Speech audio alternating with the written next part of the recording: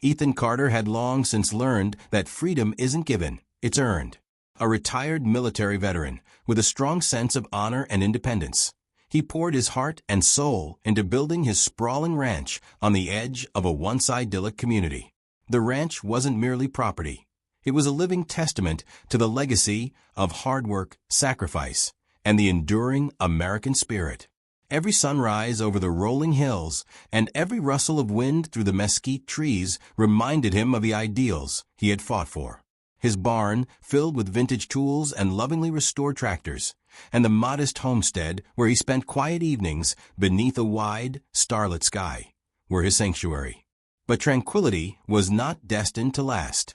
In the heart of the community, presiding over the local homeowners association, was Karen, a self-appointed queen of conformity and petty rule enforcement.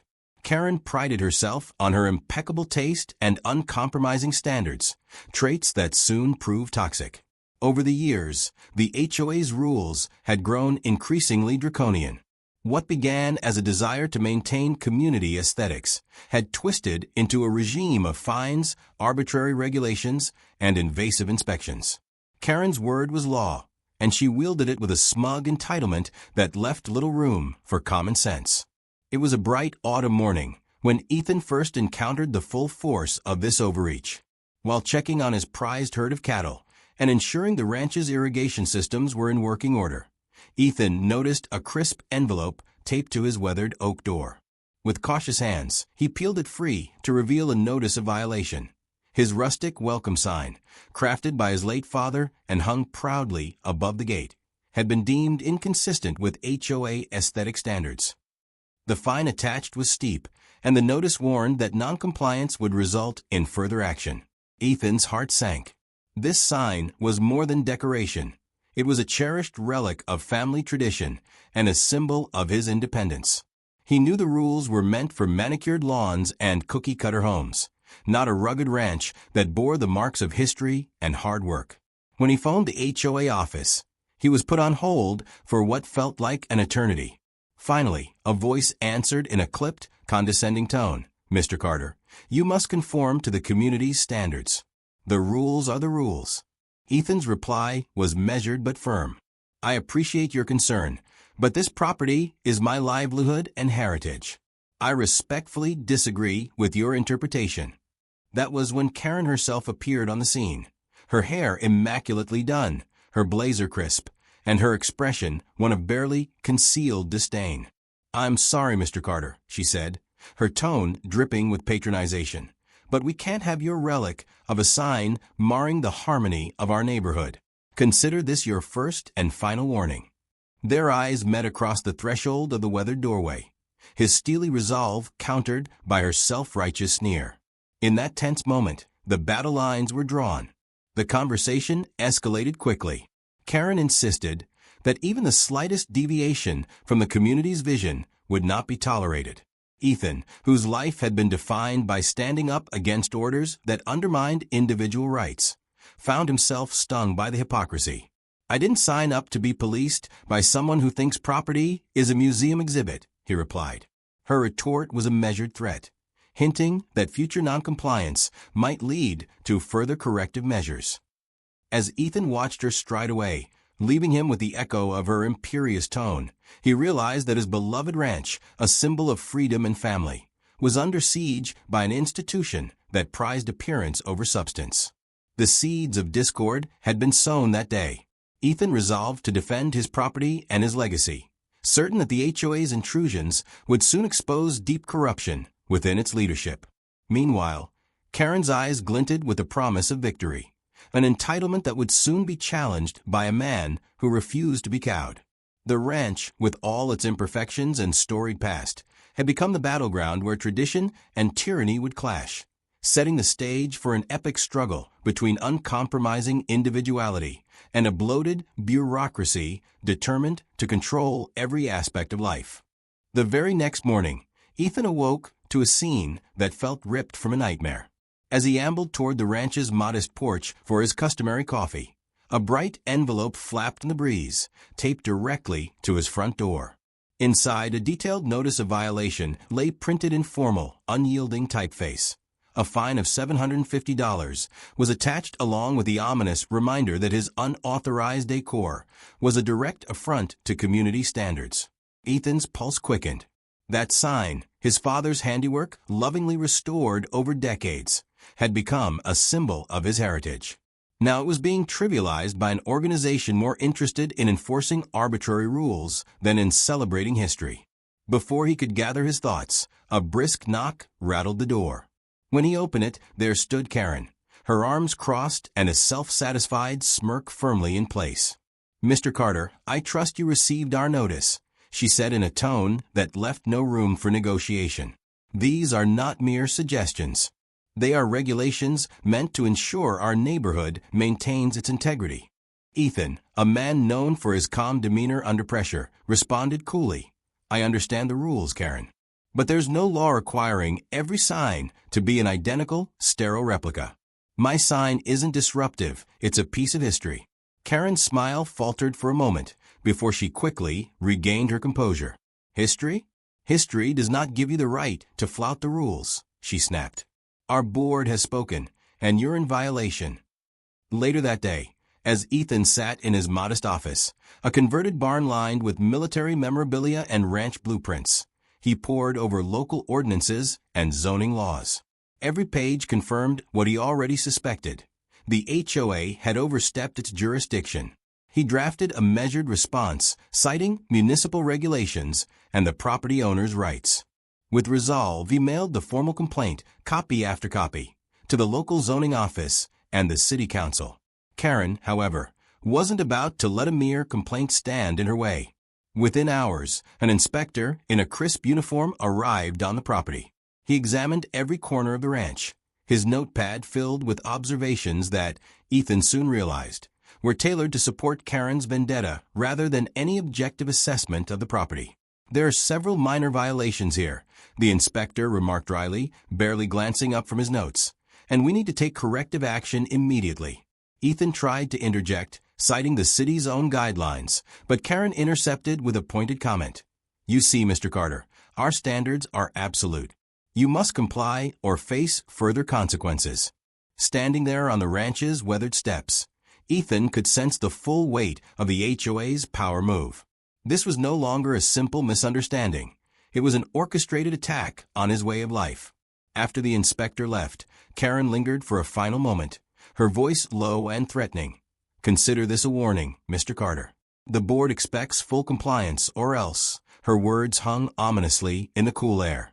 In that moment, Ethan recognized that he was not just fighting for his sign or his property. He was challenging an institution built on fear and entitlement. As the day closed, the weight of injustice bore down on him, and the determination to defend his legacy only grew stronger. As days turned into weeks, Karen's tactics became more brazen and more illegal. What started as a simple fine had escalated into a full-blown campaign of harassment. Anonymous complaints began flooding into the HOA office, all targeting Ethan's ranch. Rumors circulated among neighbors about subtle violations, a misplaced garden gnome, an unauthorized shed painted in a nonconforming hue, even the choice of wildflowers in the front yard. It was as if every aspect of his life on the ranch was being scrutinized for minor discrepancies. Ethan began noticing odd occurrences. One evening, while reviewing security footage from a discreetly installed camera near the property line, he saw a shadowy figure prying at the gate latch. His gut told him that someone was trying to gather evidence to fuel Karen's campaign. With a heavy heart, he realized that his peaceful life was being transformed into a battleground of petty politics and corruption. Determined to uncover the truth, Ethan started documenting every irregularity, saving emails, snapping photos of mysterious visitors, and keeping a meticulous log of HOA communications. Behind the scenes, not all board members were convinced of Karen's relentless crusade. A few had begun to whisper that her actions were less about preserving community standards and more about an unchecked abuse of power. One of these dissenters, a soft-spoken member with decades of community involvement, approached Ethan discreetly during a local coffee shop encounter. "There's more to this than you know," the member confided. "Karen has been diverting funds for personal expenses. every fine you receive, every baseless violation. They're all part of her scheme to line her own pockets. Armed with this insider information, Ethan dug deeper into the HOA's records. Late nights were spent poring over minutes from board meetings, financial ledgers, and suspicious correspondence. The deeper he went, the more evident it became that the board's decisions were tainted by corruption. Karen was orchestrating a shadow campaign, using her position to enforce arbitrary rules while siphoning off community funds for her extravagant lifestyle. Matters came to a head when Ethan received a particularly alarming notice, a threat of eviction and property seizure. The language was cold and legalistic, written in a manner designed to intimidate and silence him. Should you fail to rectify the listed violations, the HOA will be forced to initiate proceedings for the repossession of your property, it read. Ethan's heart pounded, but he refused to be cowed. Instead, he contacted a trusted lawyer who specialized in property rights and municipal law. Together, they began compiling a dossier of every misdeed committed by the HOA, evidence that would, one day, expose the rampant corruption at its core. The mounting pressure was palpable. Karen, meanwhile, grew ever more audacious. In one incident, she organized an impromptu inspection of a ranch at dawn, with a small band of enforcers trailing behind her. "We need to make an example of you," she declared, her eyes cold and determined. Her menacing presence in the early light felt less like an act of civic duty and more like a personal vendetta. Ethan, standing tall in the gathering mist, calmly reiterated his rights. "Your authority ends at my property line, Karen. You cannot dictate how I live my life on my own land." That day, as the sun struggled to break through a thick haze of discontent, the stage was set for an epic confrontation. The HOA's campaign had shifted from petty fines to a deliberate, multifaceted assault on his freedom. And while Karen's tactics grew increasingly aggressive, so too did Ethan's resolve to protect not only his ranch, but also the principle that no one should be bullied by an overreaching bureaucracy. Every false accusation, every unjust threat, was fuel for the counterattack that was quietly taking shape in the background, a counterattack that promised to expose Karen's true colors and reclaim the sanctity of Ethan's cherished home. It wasn't long before Karen's aggression reached new, unthinkable heights. One crisp morning, Ethan awoke to a surreal nightmare.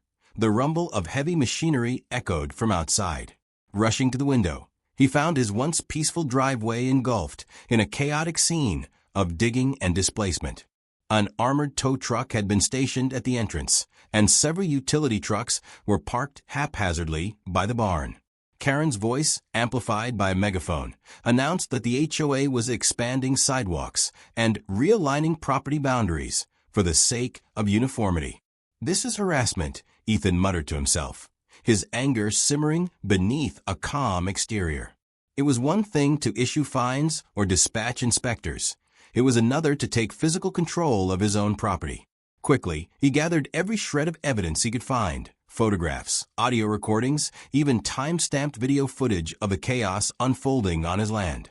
The moment was surreal.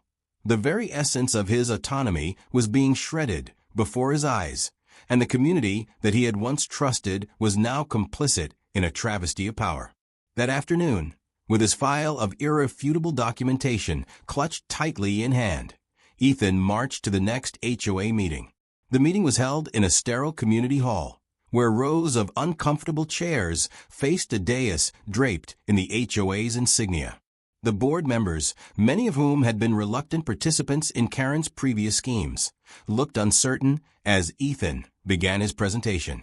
"Ladies and gentlemen," he started, his voice resonating with quiet authority, "what you are witnessing is not progress, it is tyranny."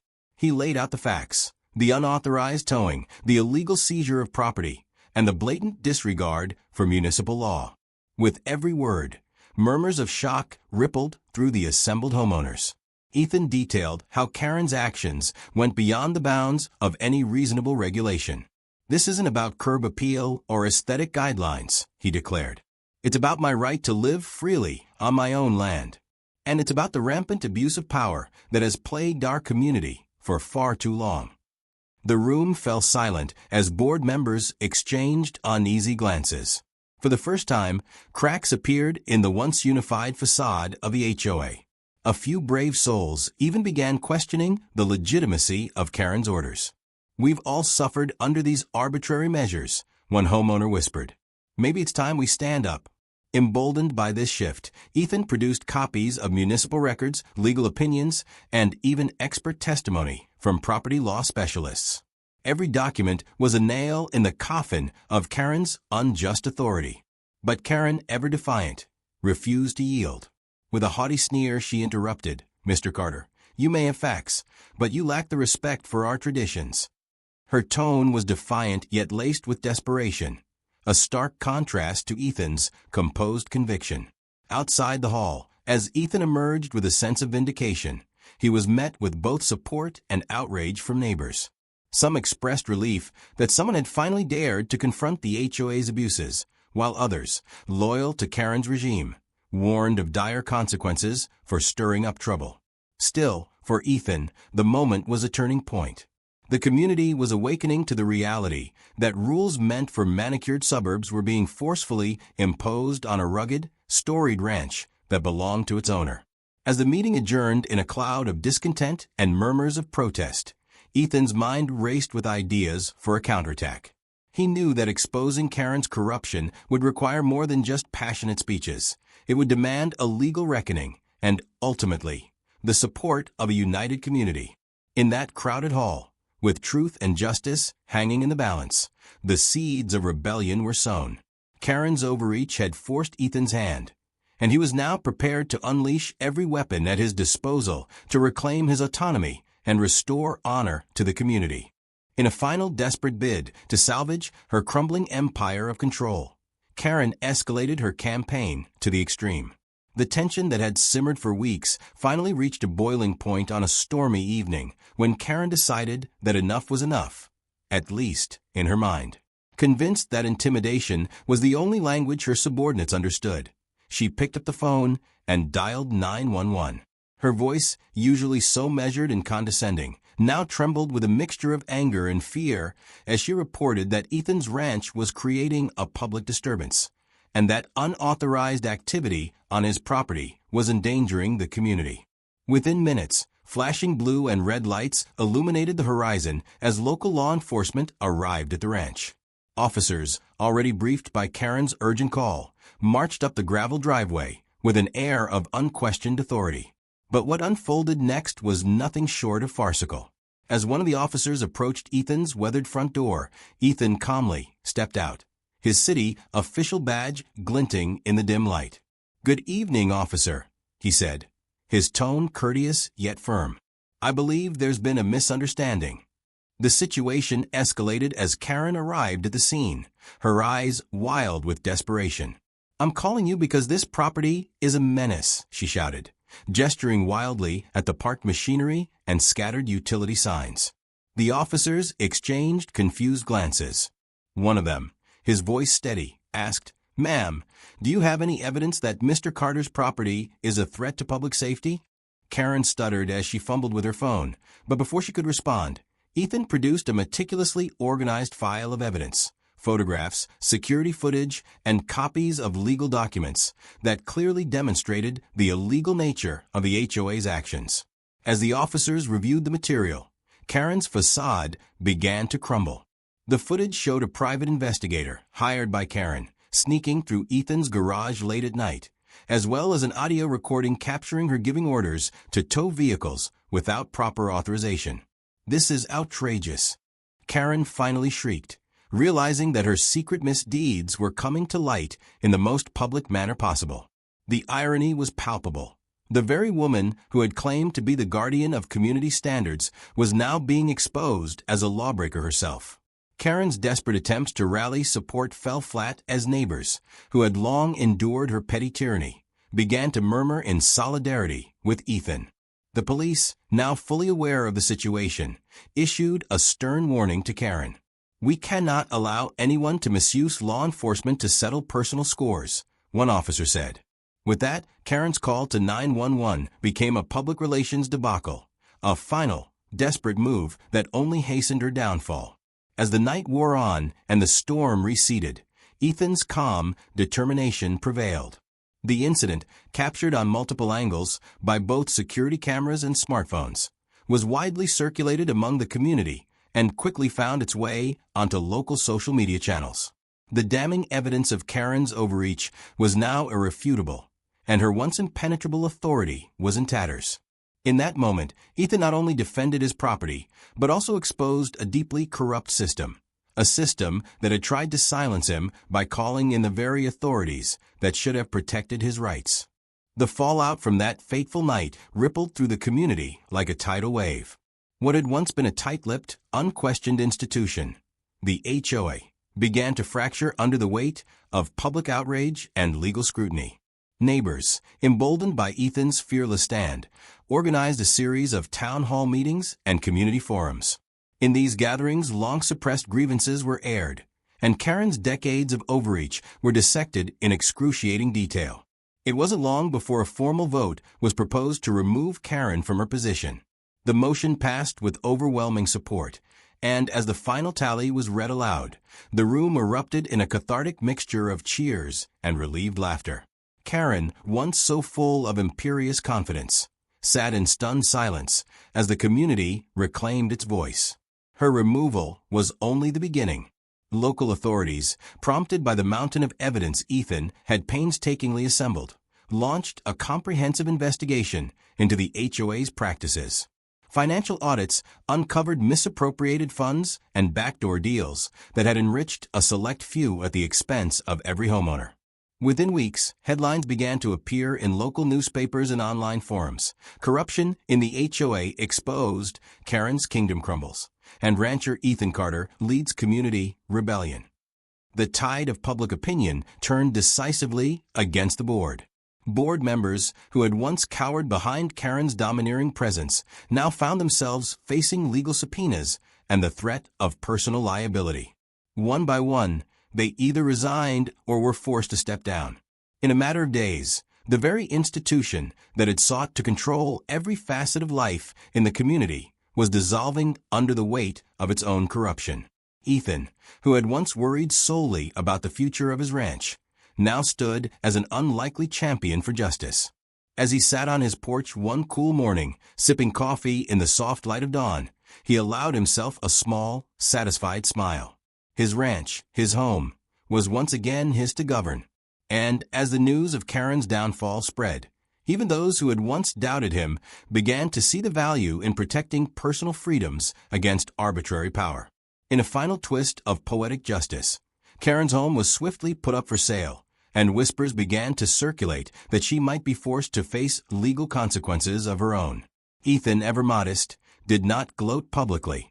Instead, he continued his quiet routine on the ranch, knowing that victory was as much about preserving dignity as it was about enforcing the law. The HOA was crumbling, and with it, the illusion that rules without reason could ever hold sway over a community that cherished its individuality. In the weeks that followed Karen's dramatic fall from grace, the legal repercussions for the HOA began to mount. Independent investigations by municipal authorities confirmed what many residents had suspected for months.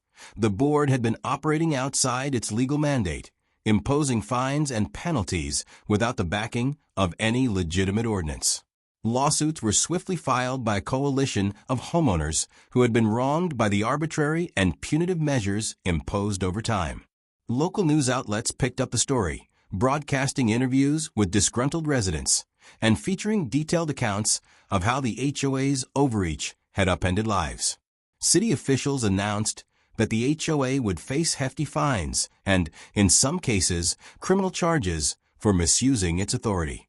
Even more startling were the revelations concerning misdirected funds, with forensic accountants uncovering evidence that Karen and a few complicit board members had funneled money into secret personal accounts.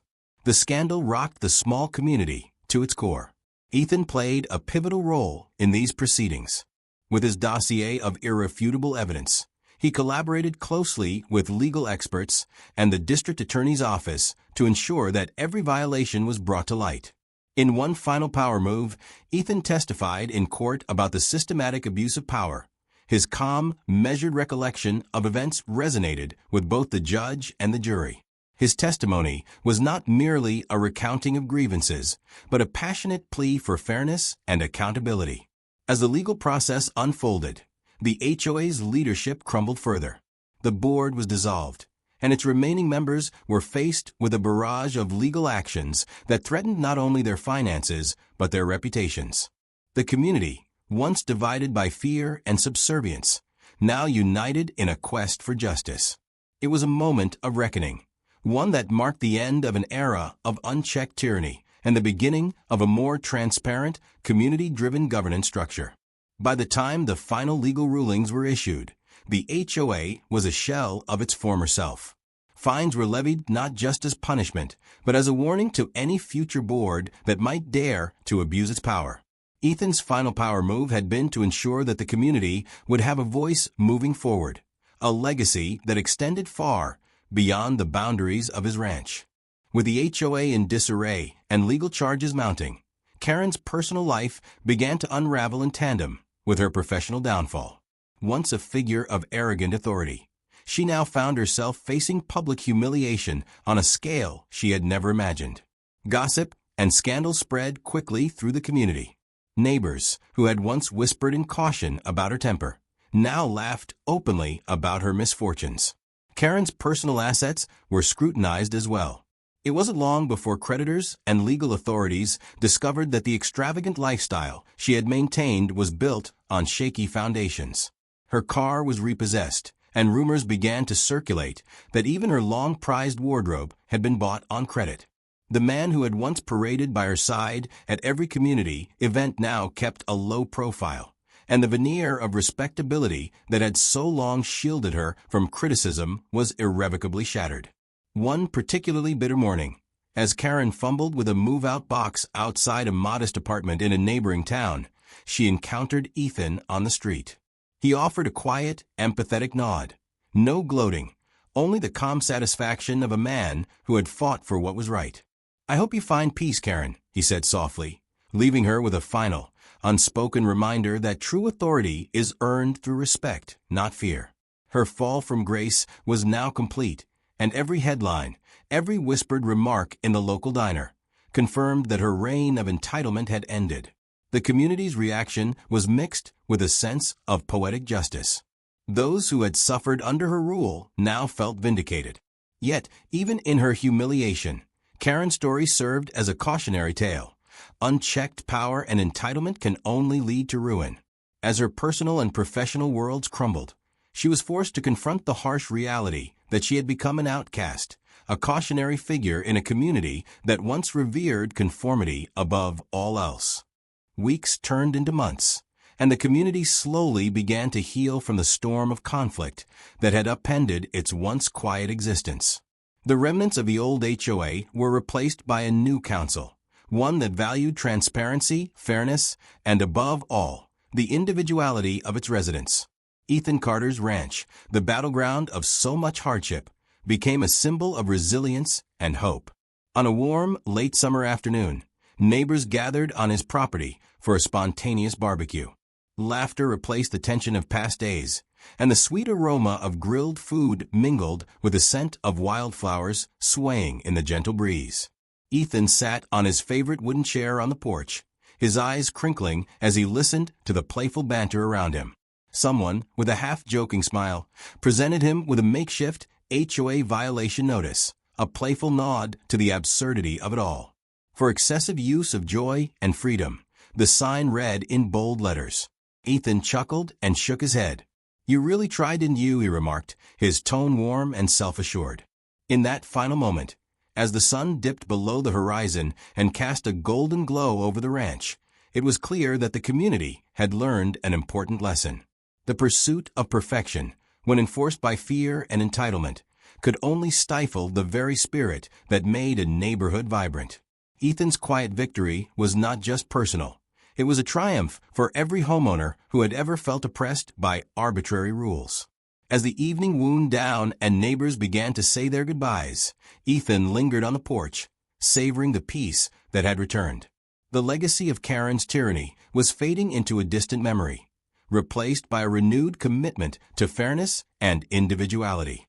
With a final sip of his coffee and a contented smile, Ethan mused to himself that while rules might govern communities, it was the human spirit, free, resilient, and true, that would always find a way to triumph. Fade to black as the screen lingers on the ranch's horizon, a lasting image of quiet defiance and hope. A mic drop moment that echoed far beyond the boundaries of one property and one tyrannical leader.